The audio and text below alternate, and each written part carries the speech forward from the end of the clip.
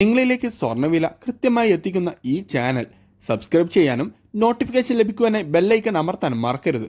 അതുകൂടാതെ നിങ്ങളുടെ ഓരോ ലൈക്കും വിലപ്പെട്ടതാണ്. ലൈക്ക് ചെയ്യാൻ മറക്കരുത് കേട്ടോ.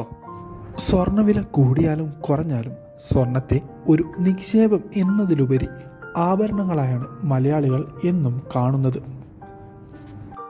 സ്വർണം വാങ്ങാനുള്ളവർക്ക് അത്യുഗ്രൻ ആശ്വാസമായിരുന്നു കഴിഞ്ഞ ബഡ്ജറ്റ് നൽകിയത്. ഏകദേശം 3000 രൂപയുടെ മുകളിൽ ഇടിവ് രേഖപ്പെടുത്തിയ സ്വർണ്ണവിപണിയിൽ അതേപോലെ തന്നെ വർധനമാണ് ഇപ്പോൾ രേഖപ്പെടുത്തിക്കൊണ്ടിരിക്കുന്നത്. രാത്രി തങ്കവില 1 ഗ്രാമിന് 7160 രൂപയിലാണ് വ്യാപാരം പുരോഗമിക്കുന്നത്.